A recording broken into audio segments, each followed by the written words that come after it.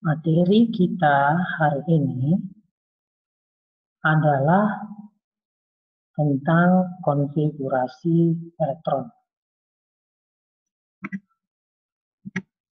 Konfigurasi elektron itu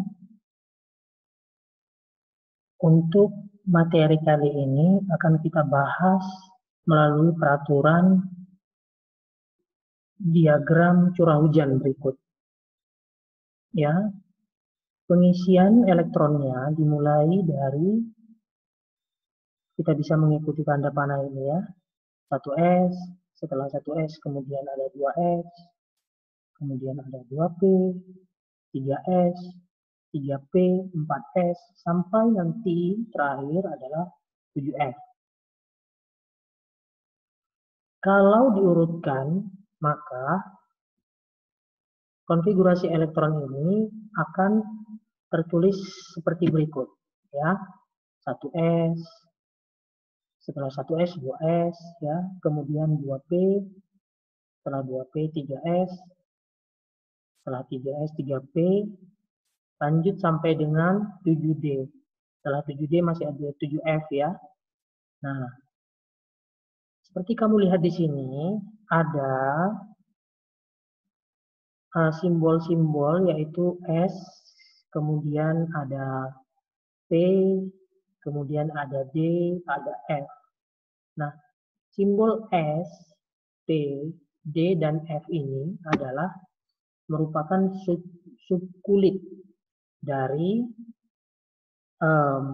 atom ya, yang nanti masing-masingnya itu memiliki jumlah maksimum elektron, di mana S itu jumlah maksimum elektronnya 2, kemudian P ditambah 4 menjadi 6, maksudnya dari 2 tambah 4 jadi 6, kemudian D dan P itu selisih 4, semuanya selisih 4 ya, 6 tambah 4, 10, kemudian 10 tambah 4, 14. Jadi dari S yang dimulai dari 2, kemudian selisih 4, atau ditambah 4 lagi, maka itu menjadi jumlah maksimum elektron yang boleh diisi di subkulit P. Kemudian ditambah 4 lagi, yaitu jadi 10, maka 10 itu jadi jumlah maksimum elektron yang boleh diisi di subkulit D. Ditambah 4 lagi, jadi 14, maka 14 itu menjadi jumlah maksimum elektron di subkulit F. Ya. Bagaimana cara pengerjaannya? Kita lanjut. Ya. Contoh adalah Li atau litium yang memiliki jumlah elektron sebanyak 3.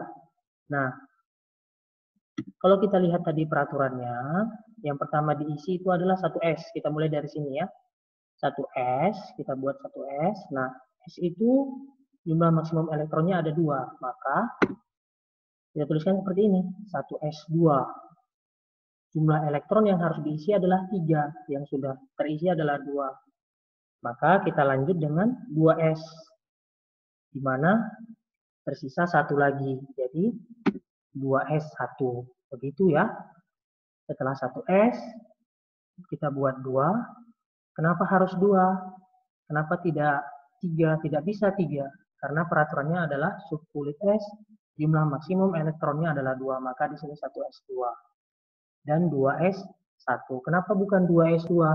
Karena kalau 2S2 jadi jumlah elektron yang terisi adalah 2 tambah 2, 4. Sementara litium itu memiliki jumlah elektronnya ada 3, maka di sini 2, di sini 1. Ya, 2 tambah 1, 3.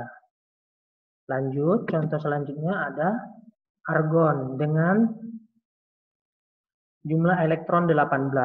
Seperti yang di atas tadi, maka kita mulai dengan 1S dulu. 1S2, habis 1S2, kemudian kita lanjut ke 2S2, kita ikut urutannya yang di atas ini ya. Habis 2S, habis itu 2P. P itu berapa maksimal elektronnya? 6, maka lanjut jadi 2P6. Yang sudah masuk berapa jumlah elektron yang sudah tertuliskan? 2 tambah 2, 4 tambah 6, 10. Maka jumlah elektron yang sudah masuk adalah 10. Sementara yang harus kita tuliskan adalah 18. Jadi sisa berapa? Sisa 8 lagi. Habis 2P, kita lanjut 3S. 3S jumlah elektron maksimumnya adalah 2, maka 3S2.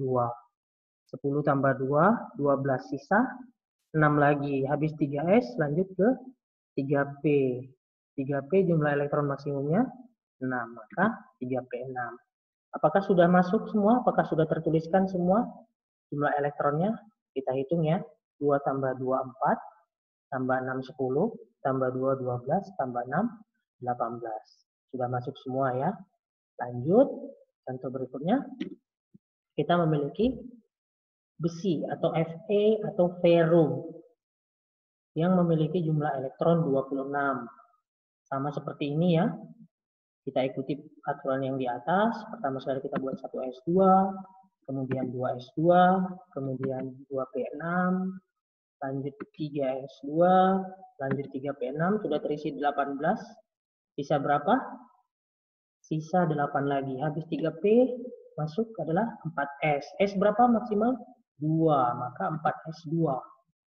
18 tambah 2, 20. Sisa 6 lagi. Habis 4S ada 3D. 3D maksimal 10, tapi yang harus masuk adalah 6. Maka kita cukup menuliskan jadi 3D 6 ya. Jumlah seluruh elektronnya harus 26. 2 tambah 2 4, tambah 6 10, tambah 2 12, tambah 6 18, tambah 2 20, tambah 6 lagi jadi 26. Jumlah elektron daripada besi adalah 26 dan konfigurasi elektronnya adalah seperti berikut, gitu ya. Dengan mengikuti peraturan konfigurasi elektron yang ada di atas ini ya. Oke. Selanjutnya yang akan kita bahas adalah konfigurasi elektron gas mulia. Gas mulia adalah unsur-unsur yang terdapat pada golongan 8A. Ya. Kita lihat helium. Untuk golongan 8A ada helium dengan nomor dengan jumlah elektron 2, kemudian neon dengan jumlah elektron 10, argon jumlah elektronnya 18, kripton jumlah elektronnya 36, xenon jumlah elektronnya 54, radon jumlah elektronnya 86. Nah, maka kalau kita buatkan konfigurasi elektronnya seperti ini semuanya. Dimulai dengan dari helium ya, kemudian neon, kemudian argon, kripton, xenon, dan radon. Perhatikan semua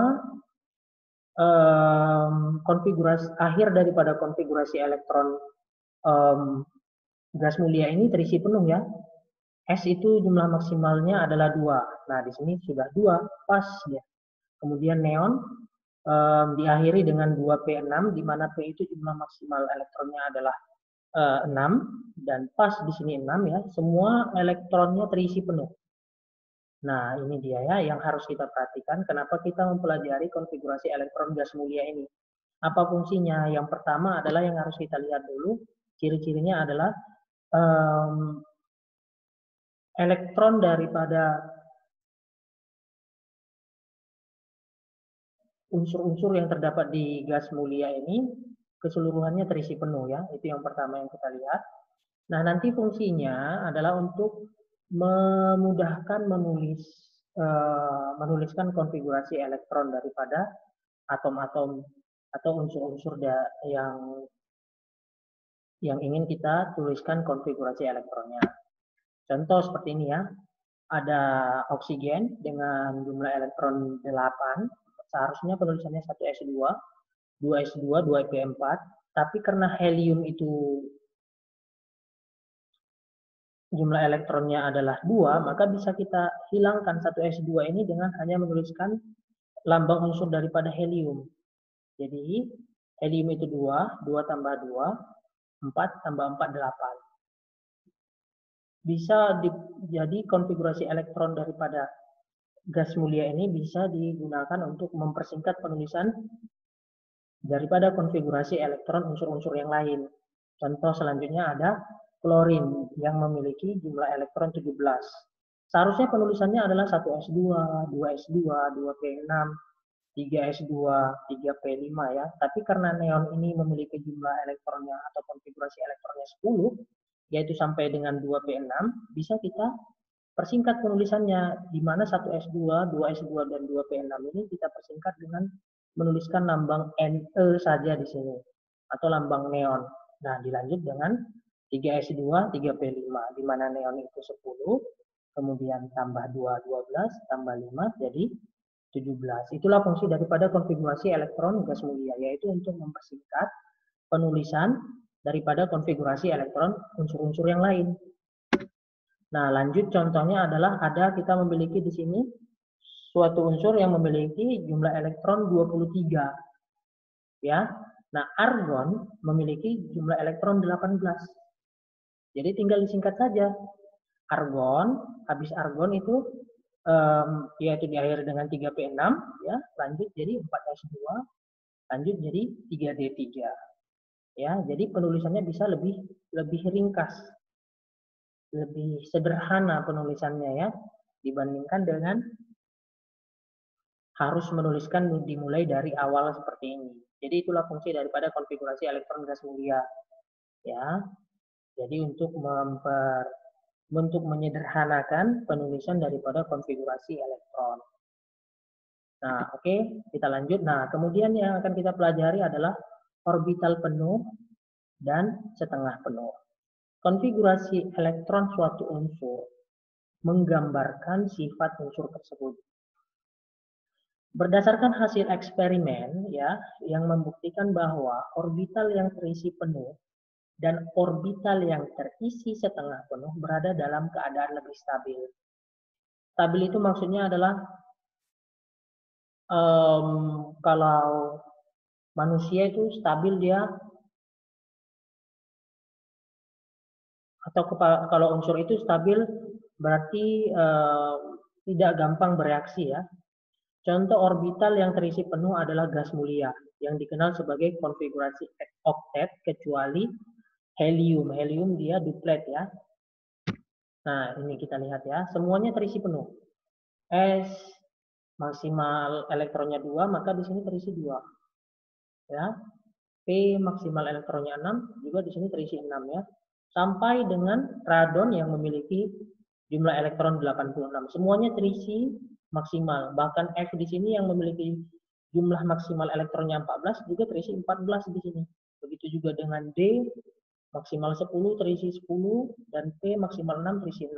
Nah, orbital yang terisi penuh ini menunjukkan bahwasanya sifat unsur tersebut stabil, gitu, ya. Nah, ada orbital yang terisi penuh tadi, ya. Ada juga orbital yang terisi setengah penuh. Bagaimana yang terisi setengah penuh? Contoh, ada kromium dengan konfigurasi dengan jumlah elektronnya 24, maka konfigurasi elektronnya seperti ini.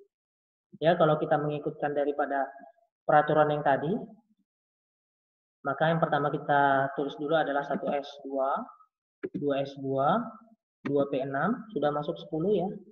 Kemudian 3s2, 12, 4e, habis 3s2, 3p6, maaf, ya. Sudah masuk 18, ya. Berarti sisa berapa lagi? Iya, benar sekali. Habis 3p6 masuk 4s2, lalu 3d4. Perhatikan, ya, semuanya sudah berapa? Sudah 24 jumlahnya. 2 tambah 2, 4, tambah 6, 10, tambah 2, 12, tambah 6, 18, tambah 2, 20, tambah 4, jadi 24. Nah, kemudian hal ini, ya, konfigurasi elektron yang seperti ini kalau berdasarkan hasil eksperimen ini kurang stabil. Yang lebih stabil itu seperti ini konfigurasi elektron. Perhatikan, ya. Nah, di sini lihat 4s2 yang seharusnya terisi penuh di sini dipindah elektronnya ke 3d4. Ya, jadi di sini 3d5, maka 4s1 ini jadi setengah penuh. Begitu juga dengan 3d5.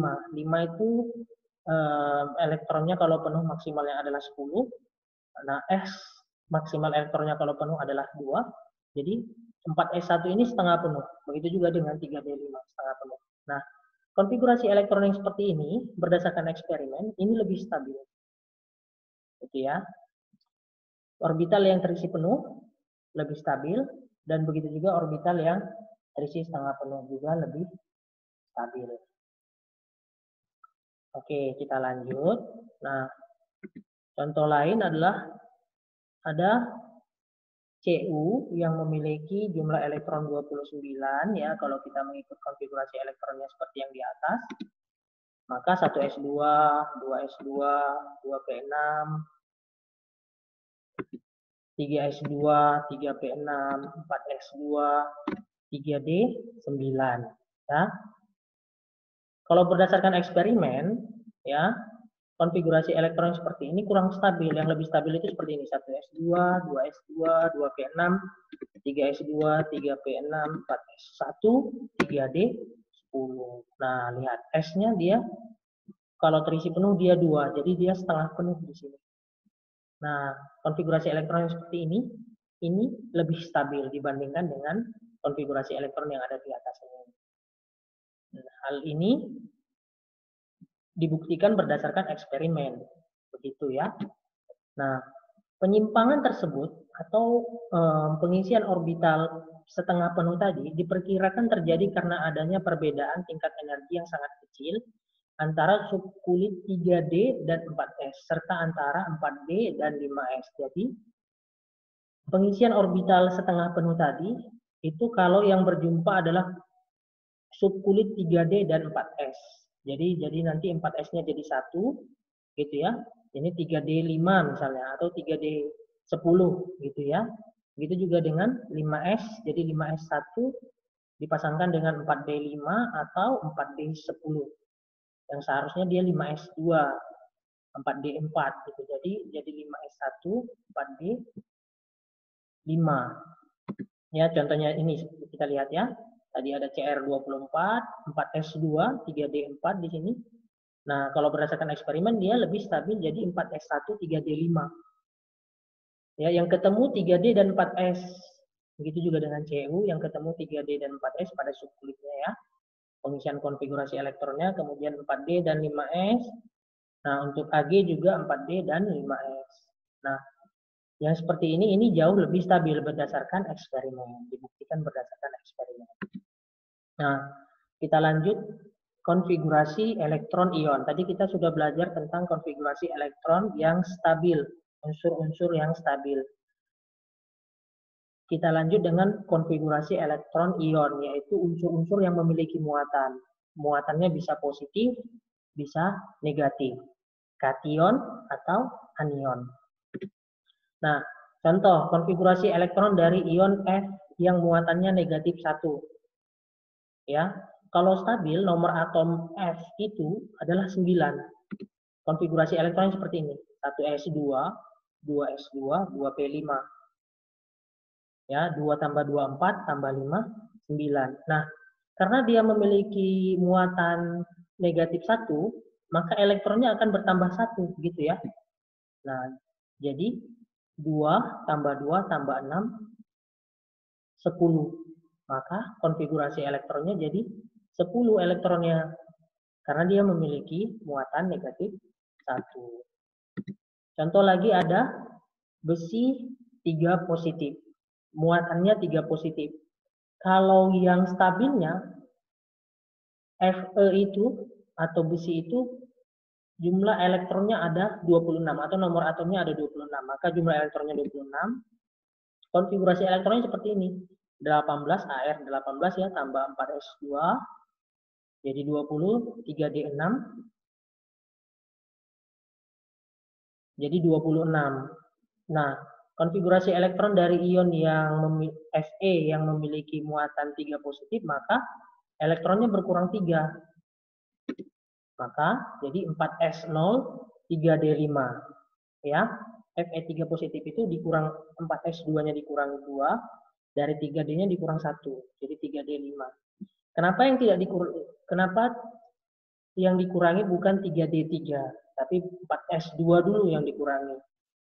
Baru dari 3D ini dikurangi 1. Kenapa bukan dari yang subkulit D yang 3D6 ini saja yang dikurang langsung 3? Kenapa? Nah, ini jawabannya ya. Ini tadi konfigurasi elektronnya. Nah, kalau stabil dia konfigurasi elektronnya seperti ini.